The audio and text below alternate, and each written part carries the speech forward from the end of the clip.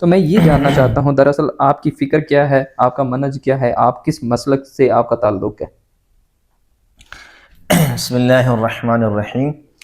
دیکھیں، جہاں تک سنی شیعہ مجالس میں شرکت کی بات ہے تو کسی جماعت کی مجلس میں شرکت کرنے سے ہم اس جماعت جیسے نہیں ہو جاتے۔ مطلب آپ اتحاد امت پہ کام کر رہے ہیں؟ اتحاد امت کہیں یا میرا ذوق کہیں، نہیں، اس میں کے اندر پھر یہ ہوتا ہے نا کہ ان کے موضوعات ان جیسے ہو جاتے ہیں پھر۔ میں اس کی یعنی کہ تشیع کے ہاں چونکہ اہل بیت اطہار کے فضائل پر مجالس منعقد کی جاتی ہیں تو میں اس لیے کبھی کبھار وہاں شرکت کرتا ہوں۔ تو یہ پرانی بات ہے۔ اب میں اگر جاتا آج سے بھی ہوں، تقریباً 200 سال پہلے، 200 سال بھی کر لیں، 200 سال آج میں چونکہ ایک الگ آپ کہہ سکتے ہیں تعبیر کے ساتھ منظر عام پر ہوں یا طالب علم ہوں، چیزوں کو دیکھتا ہوں، اسٹڈی کرتا ہوں، پھر میرا حلیہ بھی ذرا اور طرح کا ہے۔ تو اب میں ایک لسنر بن کے نہیں جاتا۔ میرے تشیع میں کافی دوست ہیں، اختلاف رائے کے باوجود بڑی عزت کرتے ہیں، محبت دیتے ہیں۔ کبھی کبھار وہ دعوت دیتے ہیں کہ طلحہ بھائی عشرہ محرم ہے، ایران سے، نجف سے، عراق سے، پاکستان میں وہ عشرہ پڑھنے آئے ہوتے ہیں، ان کی دعوت پر ایک مہمان بن کر کبھی کبھار میں امام بارگاہ میں چلا جاتا ہوں۔ ٹھیک ہے، اور اس سے آپ یہ کہہ سکتے ہیں کہ امام بارگاہوں کے اندر جانے کو آپ صحیح سمجھتے ہیں کہ جانا چاہیے؟ ہاں، ایک چار دیواری میں جانے میں کیا حرج ہے، اور وہاں پر اہل بیت کے فضائل بیان کیے جاتے ہیں، اس کو سننے میں کیا حرج ہے۔ اور جو وہ فضائل سننا چاہتے ہیں، جس طرح وہ ظلم کی داستانیں یا بناوٹی، آپ ایک بندے نے مجھے کہا تھا کہ آپ مختلف ذاکر سے نہ مختلف کربلا سنتے ہیں۔ نہیں، مختلف نہیں سنتے، ہر ذاکر ہر واقعہ سناتا نہیں ہے۔ یعنی کہ ایک واقعہ کتابوں میں تفصیل سے لکھا ہوا ہے، کسی ذاکر نے مختصر بیان کر دی، کسی نے تفصیل کے ساتھ بیان کر دی۔ البتہ ذاکر فیبریکیٹڈ روایتیں بھی سنا جاتے ہیں اور اس کا شیعہ علماء رد بھی کرتے ہیں۔ ٹھیک ہے، تو میں کبھی ذاکروں کے پاس نہیں گیا۔ ٹھیک ہے، گھر میں کبھی کوئی ذاکر سن لیا، مصائب اس کے سن لیے، ایک الگ بحث ہے، لیکن میرا علماء سے رابطہ ہے اور ان کی دعوت پر کبھی کبھار میں حاضری دیتا ہوں اور بری باتوں کو میں اوائڈ کر جاتا ہوں، چونکہ اب ظاہر سی بات ہے اتحاد امت کے جذبے کے تحت وہاں پر اختلاف کرنا یا مخالفت کرنا، وہ جانتے ہیں کہ میرا اس بات سے اختلاف ہے۔ تو بریلویوں کی مجالس میں جانا، دیوبند کی مجالس میں جانا اتحاد امت کے جذبے کے تحت، یا ان مسالک کے علماء جو کچھ بیان کرتے ہیں نا، اس میں سے بعض باتوں سے میں اتفاق بھی کرتا ہوں۔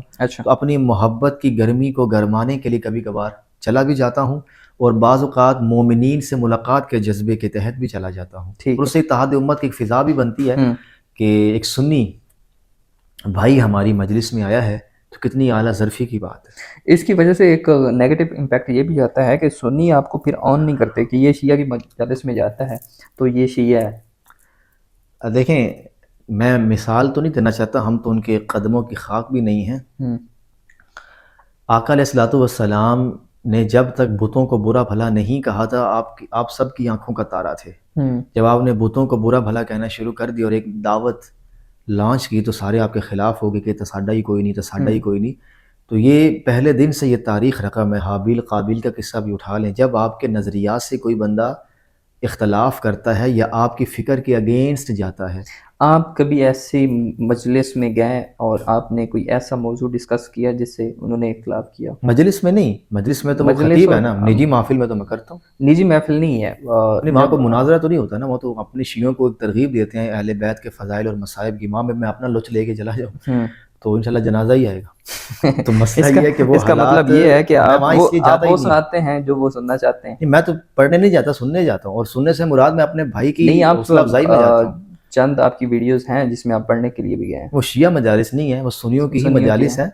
تو اس میں سے اگر آپ کی مراد کچھ بیانات ہیں تو وہ بیانات مخصوص ہو سکتے ہیں، اس میں سے بعض بیانات سے میں نے رجوع بھی کیا ہے، وہ زمانے جاہلیت کی باتیں ہیں۔ اور ابھی بھی رجوع کرتے ہیں ان سے جو آپ پوچھیں گے تو بتاؤں گا نا کون کون سا لوگ سنیں گے، سارے نہ لکھا نہیں، وہ آپ ایک ویڈیو میں بریلوی میں شاید آپ کو کوئی جمعہ شمعہ پڑھا رہے ہیں یا پتہ نہیں کیا کر رہے ہیں، جس میں آپ یہ کہتے ہیں کہ یہ جو کائنات بنائی گئی ہے یہ رسول اللہ کے لیے بنائی گئی ہے۔ تو جب ہم سورۃ ملک کو پڑھتے ہیں تو پھر اس کی چند پہلی لائنوں میں ہی یہ چیز ڈسکس ہو جاتی ہے کہ کائنات بنانے کا مقصد اور زمانے کا بیان تھا، اب ایسی رائے نہیں ہے۔ تو آپ رجوع کرتے ہیں۔ جی، چلیں، زبردست۔ اچھا، فکر کے حوالے سے آپ بات کریں کہ آپ کس فکر سے، آپ کا مسلک کیا ہے، آپ کی فکر کیا ہے؟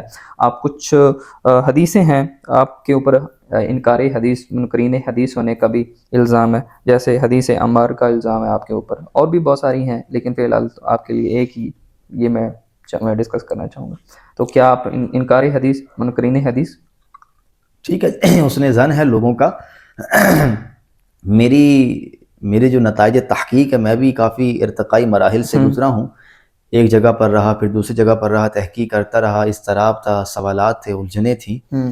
مجھے امام حمید الدین فراہی رحمہ اللہ کا جب تعارف ہوا اور ان کے نتائج تحقیق جب میں نے یہ دیکھے، غامدی صاحب کے استاد ہیں. دادا استاد دادا ہیں، استاد ہیں.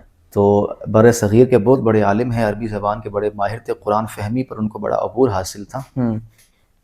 تو ان کے جب نتائج تحقیق میری نظروں سے گزرے تو میں نے اسی کہہ یہ سکتے کب ہیں، کی بات ہے؟ کتنے سال ہو گئے اس کو؟ مجھے ہاں، اس 3 سے فکر 4 کے سال، ساتھ جڑے ہوئے. 3 سے 4 سال. ویسے تو غامدی صاحب کو کافی عرصے سے میں سن رہا تھا، لیکن جرنل سنتا تھا، کوئی ایسی چیز نہیں تھی کہ میں ان کو پراپر فالو کروں.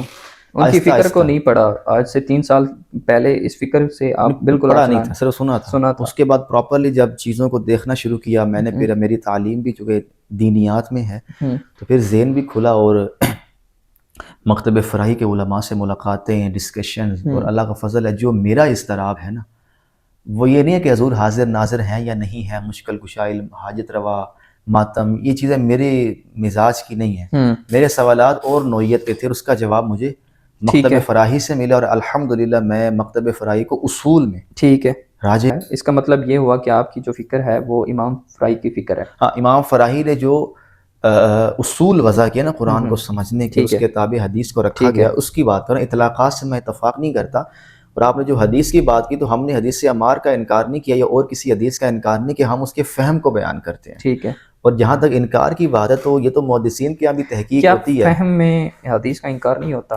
یہ وہ تو سارے ہی کر رہے ہیں نا. پھر حضور کی غیر موجودگی میں حضور کی نسبت سے ایک بندے نے ایک بات بیان کی ہے، یا آقا علیہ السلام کے سامنے بھی میں نے ایک بات سن لی اور میں چلا گیا تو میں نے اس کے اپنے مزاج اور اپنے فہم کے مطابق اس پر عمل کر لیا، سامنے نہیں کیا. ٹھیک ہے. بعد میں آپ کا حضور سے ویریفائی بھی کر لیا. مثال تو آپ نے وہ ٹھیک نہیں دی ہے. آپ کے رشتہ داروں میں کوئی دنیا سے چلا جاتا ہے اور آپ کا دوسرا رشتہ دار اس رشتہ دار کی کوئی بات آپ کو بتاتا ہے، اب فہم کا اختلاف ہوگا. اگر دیکھا جائے تو یہ حدیث عمار کو لے کے اب تک جو مفہوم، جو تفہیم بیان کی جا رہی تھی، کیا 1400 سال میں اس کو ایسے کسی نے نہیں سمجھا جس طرح کہ غامدی صاحب، حسن اللہ صاحب یا امین احسن اصلاحی صاحب نے اس فکر کو، اس چیز کو سمجھا ہے؟ ہاں تو نہیں سمجھا نا، کیا کہہ سکتے.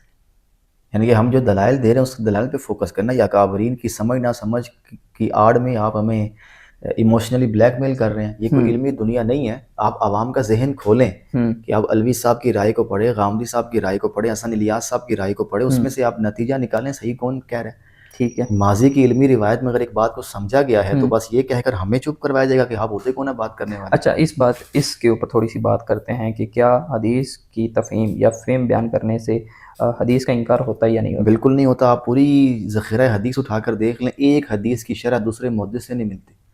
بخاری کی 100 سے زائد شروحات ہیں. 5ویں کلاس میں پڑھتے تھے تو ایک سلوگن بنایا تھا، مارنے ہی پیار. جی، اس کو الٹا کر دیا. تو اس کو الٹا کر دیا گیا.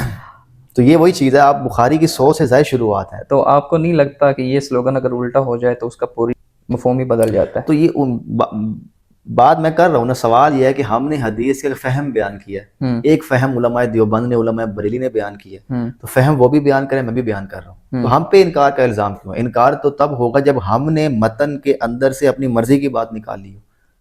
آپ رسول اللہ کے اس قول کو لائیں اور ان سے بھی پوچھیں، ہم سے بھی پوچھیں. ٹھیک ہے. تو آقا علیہ السلام نے اگر کہا ہو کہ پانی پلاؤ اور میں کہہ دوں حضور فرما رہے ہیں کہ نہ پلاؤ، تو مجھے بھی نظر آ رہا ہے کہ میں انکار کر رہا ہوں. ٹھیک ہے. لیکن میں اگر یہ بات کہوں کہ یہ حضور مجھ سے نہیں فرما رہے، یہ حسنین کریمین سے فرما رہے ہیں، تو یہ میں اس روایت کا محل بیان کر رہا ہوں، نہ کہ انکار کر رہا ہوں. لیکن ہمارے ہاں اس سے کہتے ہیں جی حسن حسین کو تو کہا ہے، لیکن یہ ہم کو بھی کہہ رہے ہیں. تو یہ فہم کا اختلاف ہے، اس سے روایت کا تو انکار نہیں ہوگا. چلیں ٹھیک ہے. ایک اور آپ کے اوپر الزام ہے، وہ الزام یہ ہے کہ آپ قرآن کی جو تفسیر یا آپ کلام کرتے ہیں وہ کلام عرب سے کرتے ہیں، نہ کہ حدیث سے. تو یہ بھی ایک قسم کی حدیث کا انکار نہیں ہو گیا کہ آپ ایک قرآن کو کلام عرب سے سارا کچھ کر رہے ہیں؟ دیکھیں، یہ حدیث کے انکار سے پہلے قرآن کے انکار کی بات ہے کہ قرآن مجید اللہ کی واضح کتاب ہے اور اس کو سمجھنے کے لیے آپ کسی خارجی سہارے کو بنیاد بنا رہے ہیں.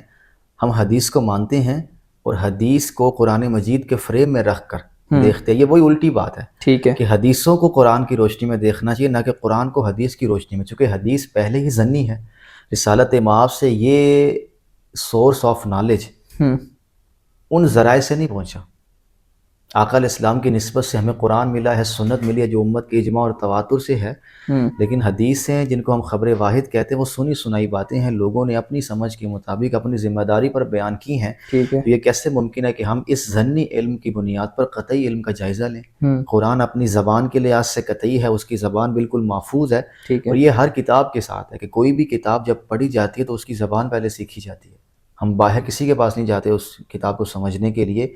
ہاں، قرآن مجید نے جو اصول بیان کیے ہیں ٹھیک ہے، اس کو آقا علیہ السلام نے بھی بعض مقامات پہ سمجھایا ہے، تو ہم اس کو سمجھتے بھی ہیں، اس کو مانتے بھی ہیں، بلکہ آپ کی وساطت سے میں یہ کہہ دوں کہ کوئی ایک حدیث بھی لے کر آئیں جس کا ہم نے انکار کیا ہو، ہم ان کی انڈرسٹینڈنگ سے اختلاف کرتے ہیں، اس کو کہتے ہیں فقہ الحدیث۔ میں کئی بار کہہ چکا ہوں اچھا، کہ یہ مسئلہ حجیت حدیث کا نہیں ہے، فقہ الحدیث کا ہے۔ مسلمان امت میں جتنے بھی اختلافات ہیں وہ فقہ الحدیث کے ہیں، ٹھیک ہے، حجیت حدیث کے نہیں ہیں۔ ایک کا نزدیک اس کا معنی یہ ہے، دوسرے کا نزدیک معنی وہ ہے، تو ہم فقہ الحدیث کے باب میں یہ کہتے ہیں کہ ہر حدیث کو قرآن کے دائرے میں رکھ کر مانا جائے، تب جا کر حضور کی بات کا اصل مدعا پر واضح ہوگا، ورنہ تو بات کہیں کی کہیں نکل جائے گی۔ تو یہ ہم کہتے ہیں قرآن مجید کے بارے میں کہ قرآن اپنی زبان کے لحاظ سے بالکل قطعی ہے، خدا کا مدعا بالکل واضح ہے۔ حدیثوں میں اگر کوئی ایسی بات بیان ہوئی ہے تو اس کو قرآن کے ساتھ ریلیٹ کر کے بیان کریں گے، اور ہم نے آج تک کسی حدیث کا انکار ہی نہیں کیا۔ کوئی لے کر آئے نا، میں تو اتنی بار سلفیوں سے کہہ چکا ہوں، ایک حدیث بھی نہیں دکھاتے جس کا ہم نے انکار کیا۔ جو کتاب ایک تنقید کی حافظ زبیر صاحب نے لکھی ہے، کیا وہ آپ نے پڑھی ہے؟ میری تو ان سے باتیں بھی ہوئی ہیں، پوڈ کاسٹ بھی ہوئی ہے۔ ہاں، ان کے ساتھ آپ کی پوڈ کاسٹ بھی ہوئی ہے، کیا آپ نے ان کے سامنے کوئی اس طرح کی واضح بات کی ہے کہ ہمارے اوپر جو آپ انکاری حدیث ہونے کا الزام لگاتے ہیں، کوئی ایک بھی حدیث ہمارے اصل میں وہ اصل میں غامدی صاحب کی فکر پہ نہیں تھا، وہ انجینئر صاحب کی فکر پہ پوڈ کاسٹ تھی۔ نہیں ضمناً کچھ اکا دکا سوال شاید ہوئے ہوں، اور ابھی میرے ذہن میں نہیں ہے، لیکن وہ پراپر پوڈ کاسٹ مرزا صاحب کی فکر کو نہیں، آپ کی فکر چونکہ غامدی صاحب سے ملتی ہے اور زیادہ ملتی ہے، اور وہی فکر آپ کی بھی ہے جو غامدی صاحب کی ہے، تو آپ کو ان سے اپنی فکر کے اوپر بات زیادہ کرنی چاہیے تھی۔ ان کی کتاب بھی آپ کی فکر کے اوپر ہے، بجائے ٹھیک ہے، کسی اور موقع پہ اس عنوان سے ان کے ساتھ مجلس کی جا سکتی ہے۔ چلیں انشاءاللہ یہ ان سے بات کریں گے، اور اس کے حوالے سے بھی بات کریں گے۔ اور جو آپ طریق کو دیکھنے کا زاویہ بیان کرتے ہیں وہ بھی آپ کا مختلف ہے، جس کو شیعہ اور سنی جو ہے وہ ایک تو قابل قبول بھی نہیں سمجھتے۔ اب اس میں بھی چند چیزیں ہیں، جس طرح مشاجرات صحابہ ہو گیا، فدق کا معاملہ ہو گیا، جرم السفین نروان ہو گئی، اور اس طرح اگر حدیث کرتاس کو دیکھیں تو یہ آپ کا تاریخ کو دیکھنے کا جو زاویہ ہے وہ کیا ہے؟ آپ یہ سب چیزیں جو میں نے بیان کی ہیں، آپ ان کو کس نظر سے دیکھتے ہیں، اور ان کے کیا اصول ہیں آپ کے ہاں؟ دیکھیں، میرا کوئی نیا اصول نہیں ہے، تاریخی روایات پر محدثین نے اس طرح کام نہیں کیا، مورخین نے بھی کام نہیں کیا۔ اکا دکا آپ کو مورخین مل جائیں گے جن میں سر فہرست علامہ ابن خلدون ہیں، ان کا جو مقدمہ ابن خلدون ہے وہ بہت علمی کام ہے کہ تاریخی روایات کو آپ نے کیسے دیکھنا ہے۔ ان کو غامدی صاحب بھی ریکمینڈ کرتے ہیں۔ تو یہ مورخین نے کچھ اس میں چیزیں بیان کی ہیں، اور ہم نے بھی اس میں کچھ قانون سازی کی ہے۔ لیکن تاریخ کے دو حصے ہیں، ایک ہے تاریخی حقائق مسلمہ تاریخ جس کو اسٹیبلشڈ ہسٹری کہتے ہیں، اور ایک ہے اخبار احاد۔ ٹھیک ہے، ہم یہ کہتے ہیں کہ تاریخی حقائق کی بنیاد پر تاریخی مقدمات ڈسکس کیے جائیں گے، کوئی رائے دی جائے گی، کوئی فیصلہ کیا جائے گا، چاہے وہ کسی شخصیت سے متعلق ہو، کسی علاقے سے متعلق ہو، دین سے متعلق ہو، تاریخی بیان ہو، اسٹیبلش ہسٹری زیر بحث ہے۔ اس کے تحت اگر کوئی خبر واحد آپ لاتے ہیں تو وہ سند اور متن کی تحقیق کے بعد مانی جائے گی۔ یہ ہمارا موٹا سا اصول ہے۔